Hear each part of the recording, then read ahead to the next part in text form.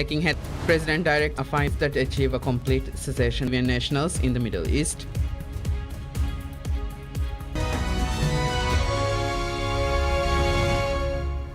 Bismillahirrahmanirrahim. Assalamu alaikum and welcome to PSM News in English with me, Idham Naim.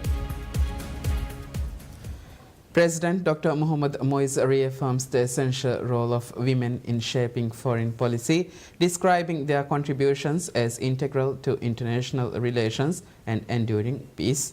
His comments, shared in observance of the International Day of Women in Diplomacy, highlighted the importance of inclusive representation in global decision-making.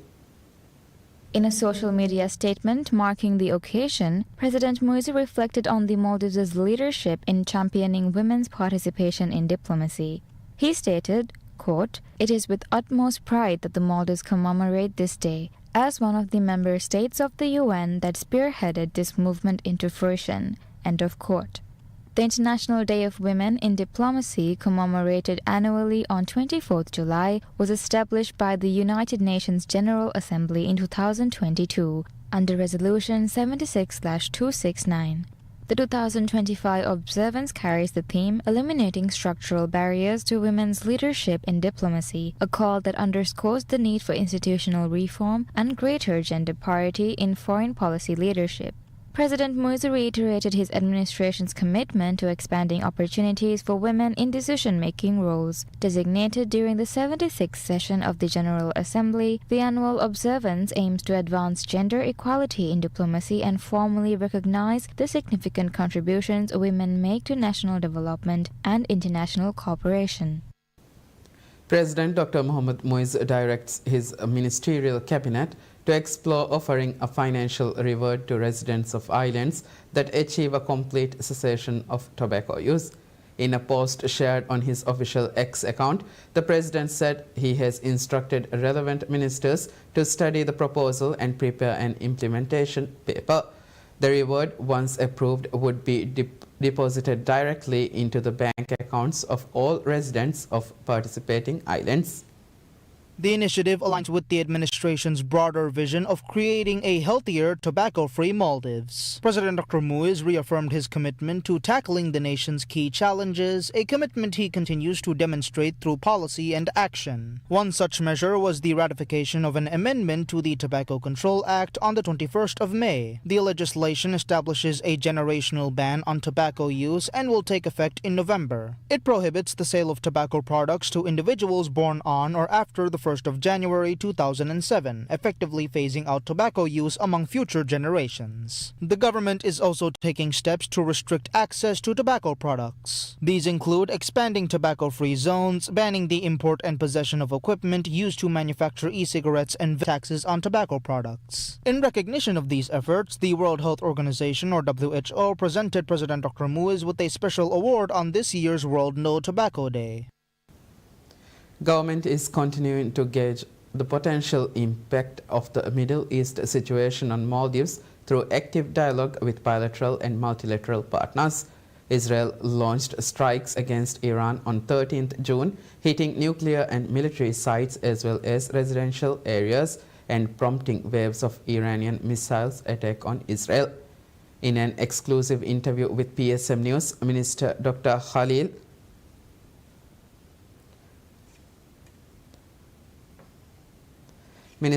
Khalil said as soon as the situation deteriorated, President Dr. Mohammad Moiz had constituted a special ministerial committee to monitor developments. According to the minister, the government, led by the Ministry of Foreign Affairs, has been in constant dialogue with countries in the region to understand the situation, along with continuous consultations with multilateral agencies to find out the steps to be taken and forge a way forward. The minister also reiterated that the ministry and its missions abroad are closely monitoring the safety and circumstances of Maldivian nationals in the Middle East. He said parallel efforts are also underway to secure assistance for the Maldives from bilateral and multilateral partners if needed. Minister Dr. Khalil said in such global conflicts, Maldives will speak out only when it has to, insisting that the priority of the government is to always protect the interests of the country and its people. Tensions in the region have escalated rapidly. On 13th June, Israel launched airstrikes against Iran, prompting retaliatory attacks from Tehran. The conflict deepened on 22nd June when the United States, the biggest supporter of Israel, launched strikes on Iranian targets. In response, Iran struck a U.S. military base in Qatar. That incident led several Middle Eastern nations, including Qatar, to temporarily close their airspace. The specific closure introduced after the attack has since been lifted. Hours after the Iran strike, U.S. President Donald Trump had declared that both Iran and Israel have now agreed to a unilateral ceasefire. Any cessations in hostilities would come as a huge relief to the rest of the world, frantic about an escalation in violence igniting an even wider war. Iran's health minister has said Israeli strikes on Iran have killed more than 400 people. Iran's attack on Israel have killed 28 people, according to official figures and rescuers.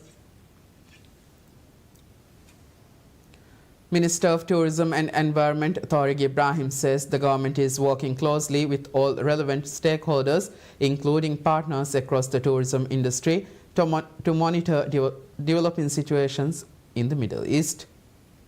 Iran launched missiles at Al Udeid Air Base on Monday evening, prompting several countries in the region to close their airspace in anticipation of more retaliatory attacks. Although the countries, including Qatar, Dubai, and Bahrain, have since reopened their airspace, the brief closure had caused air traffic disruptions, leading to major delays in flight diversions. Minister Tariq, in a post on social media, insisted that the government's priority is to safeguard the seamless operation of Maldives' tourism sector and ensure the safety and well-being of all travelers. The Middle East is a major tourist source market for the globally renowned tourist destination, with 28,640 tourists holidaying in the Maldives in the first 5 months of the year. The Maldives have seen a recent uptick in tourists from the Middle East, with a 3.2% increase in arrivals in the first 5 months of this year compared to the same period in 2024. Israel launched preemptive strikes against Iran on 13th June, hitting nuclear and military sites as well as residential areas and prompting waves of Iranian missile attacks on Israel. The war has also seen the United States, U.S. strikes on Iranian nuclear facilities, followed by an Iranian missile launch towards the largest U.S. military facility in the Middle East, Al Udeid Air Base in Qatar. Hours after the Iran strike, U.S. President Donald Trump had declared that both Iran and Israel have now agreed to a unilateral ceasefire. Minister of Foreign Affairs Dr. Abdullah Khalil announced on Monday that the ministry and its missions abroad are closely monitoring the safety and circumstances of Maldivian nationals in the Middle East, where confrontations involving Israel, Iran, and the United States have intensified in recent weeks. Minister Khalil, writing on social media, urged Maldivians living in or traveling through the region to exercise heightened caution and to follow the guidance of local authorities. Tensions in the region have escalated rapidly. On 13th June, the Zionist state of Israel launched airstrikes against Iran, prompting retaliatory attacks from Tehran. The conflict deepened on 22nd June when the United States, the biggest supporter of Israel, launched airstrikes on Iranian targets. In response, Iran struck a U.S. military base in Qatar. That incident led several Middle Eastern nations, including Qatar, to temporarily close their airspace. The specific closure introduced after the attack has since been lifted. Minister Khalil assured that Maldivian diplomatic missions remain engaged in tracking developments and maintaining contact with Maldivians across the affected areas. He called on citizens to remain attentive to unfolding events and to comply with instructions from host governments, especially in countries that had implemented or eased airspace restrictions.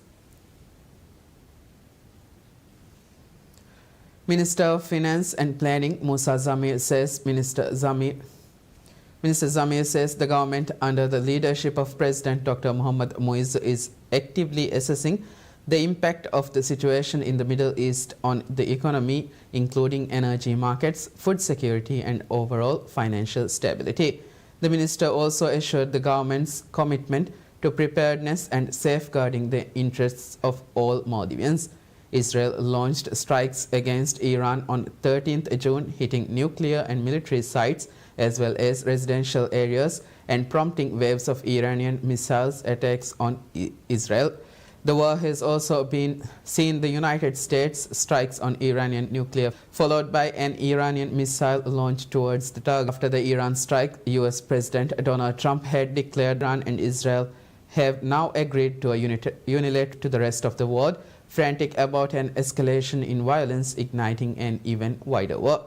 Iran's health ministry says Israeli airstrikes on Iran have killed more than 400 people. Iran's attack on Israel have killed 28 people according to official figures and rescuers. The Ministry of Construction, Housing and Infrastructure formalizes an agreement with the Bank of Maldives to advance the Hiyawahi Financing Program, a nationwide initiative designed to expand access to affordable home construction loans in line with Islamic Sharia principles. The Ministry of Construction, Housing and Infrastructure has formalized an agreement with the Bank of Maldives, BML, the Hiyawahi Financing Program, a nationwide initiative designed to expand access to affordable home construction loans in line with Islamic Sharia principle. Signed by the Construction Ministry and BML, the agreement aims to reinforce support for individuals and families constructing homes on allocated land, particularly within the Male region. The program, which launched on 8 November 2024, offers Sharia-compliant financing at a competitive profit rate of 5%. The signing ceremony was held earlier today at Darabaruge on Tuesday. Representing the ministry was Dr. Abdullah Muttalib, Minister of Construction, Housing and Infrastructure. BML was represented by Chief Executive Officer Muhammad Sharif. Sharif noted the bank's intent to enhance procedural efficiency in the disbursement of loans. The Hiyawahi Financing Program comprises 3 tailored schemes designed to address diverse regional housing requirements. The Hiyawahi Rawahi scheme, intended for residents of the outer islands, provides financing of up to $0.65 million. The Hiyawahi Saharu scheme grants urban residents access to loans of up to $1.95 million. In Male, the Hiyawahi Fahimale scheme extends financing up to $3.89 million. Joint applications submitted within Male may secure between $3.89 million and $6.48 million, accommodating shared ownership arrangements. The Whistleblower Protection Unit opens an art exhibition in the capital Male to mark the world's Whistleblowers Day. The opening ceremony of the exhibition was graced by Enrico Boninsegna, head of Maldives Office of the United Nations Office on Drugs and Crime, UNODC. The Whistleblower Protection Unit's new logo was launched at the opening ceremony of the exhibition held at the Art Gallery to mark Whistleblowers Day. Around 70 submissions were received to the competition to design the new logo. The logo, designed by Ahmad Nabi, received the highest marks from the judges. Nabi shared an introduction to the logo through a special video. The exhibition features a dozen artworks highlighting whistleblowing. The paintings are open to the public for purchase and will continue until 10 p.m. on June 25th. The Whistleblower Protection Unit Director General Mariam Rifna Latif, Assistant Director Fatmat Masha, Transparency Maldives Executive Director Asiat Rizwina, and UNODC Head of Maldives Office Enrico Boninsegna all addressed the gathering during the opening ceremony. The whistleblower system has been introduced to minimize the damage caused to the state by corruption and to prevent corrupt practices. However, the system is hardly utilized despite legal protection assured under the Whistleblower Protection Act. According to the Act, whistleblowing is the act of submitting information to the relevant authorities that an unlawful act has been committed or is being committed or may be committed by a state agency or individual. Every year, 23rd June is celebrated as World Whistleblowers Day. The day is celebrated to recognize whistleblowers who report misconduct in the workplace. The Maldives Qualifications Authority (MQA) has decided to draft a special regulation to facilitate the conduct of locally approved courses abroad. Although it is prohibited to conduct courses locally approved abroad without the authorization of the MQA, there have been reports of breaches. MQA's CEO Mariam Fizana Rashid told PSM News some courses are being conducted abroad without authorization, warning action against those who conduct courses in this manner. According to Fizana, MQA is working to facilitate local educational institutions to conduct locally approved courses abroad, adding that a draft regulation has been forwarded to the Attorney General's office for review. Fizana also highlighted the increase in cases of forged educational certificates, adding that so far this year 5 cases of forged certificates have been reported to the police, while 9 such cases were reported last year. Fizana expressed concerns over the delay in police investigations into such cases.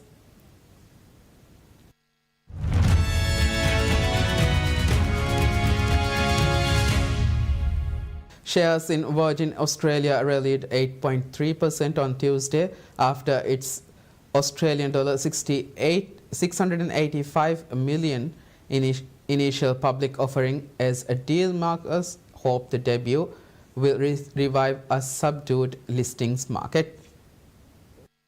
The airline sold 236.2 million shares at 2.92 Australian dollars, $1.89 each, valuing it at 2.32 billion Australian dollars, $1.51 billion. On a fully diluted basis, the stock began trading at 3.14 Australian dollars, $2.04, outspacing a 1.2% gain in the Australian benchmark S&P ASX 200. Yeah, look, I mean, we're really fortunate. We've been working very closely with Qatar to get things restarted, and it's gone much faster than I might have hoped. And so we had 2 flights diverted last night when the Qatar airspace was closed, and they landed in Oman and in India. Those flights have already refueled, turned around, taken off again, are in the air on the way to Doha. So those customers will be in Doha over the next few hours, and then we'll be looking to take care of them and get them on their way. And then our flights today are scheduled to operate. They'll probably be delayed, but we're expecting to operate our regular schedule today, and then hopefully it's business as usual from there. Virgin Australia's listing comes amid operational disruptions, with the airline diverting 2 Qatar-bound flights to India and Oman. Qatar temporarily closed its airspace ahead of Iran launching missiles at a U.S. base in the state on June 23rd. Several airlines diverted or cancelled flights to some destinations in the Middle East in the past few days. Yeah, look, I mean, depends on when you ask me. Sort of yesterday, the day before, I think fuel prices are down today. What I will say is that as part of our business model, we hedge our fuel prices out for about 6 months so that we can ride through the big swings that happen day to day and focus on the longer term running of our business. So any short-term swing in fuel has very little effect on our business, and so therefore I don't think we're concerned in the near term. Virgin, which is Australia's second largest airline by market share after Qantas Airways, was delisted in 2020 after private equity giant Bain Capital rescued it from administration.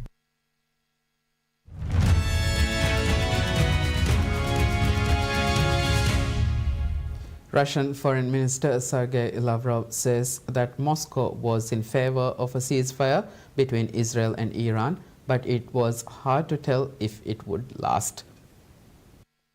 Lavrov said in Russia's first reaction to the ceasefire agreement announced by US President Donald Trump that it is very difficult to make any final conclusions now and get a clearer picture. He said, quote, "It's reported that the Americans convinced Israel to agree to a ceasefire and to establish an indefinite truce, that our Qatari friends played a similar role with regard to Tehran. There were reports of an exchange of strikes between Israel and Iran. Therefore, let us not make any hasty conclusions based on fragmentary information." End of quote. Russia, which signed a strategic partnership agreement with Iran in January, has condemned Israeli and US attacks on Iran as illegal and unprovoked.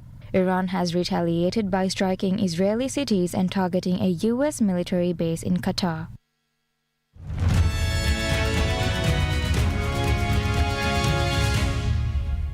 Paris Saint-Germain coach Luis Enrique questions the condition of some of the pitches at the Club World Cup following his side's 2-0 win against Seattle Sounders.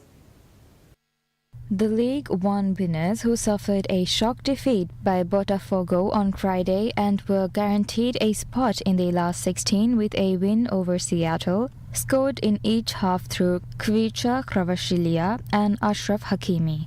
Enrique said the fields they had played on at the tournament so far were different to the European surfaces they were accustomed to, and said the ball bounced and jumped around like a rabbit during their victory at Lumen Field. Enrique added that FIFA should bear in mind the condition of both the match and training pitches if they want the tournament to be the highest level in the world. The Spanish coach's comments come after Real Madrid midfielder Jude Bellingham also called for improved pitches at the tournament to protect the players following their victory over Pachuca. That concludes news for now. Thank you for watching PSM News. Have a good day.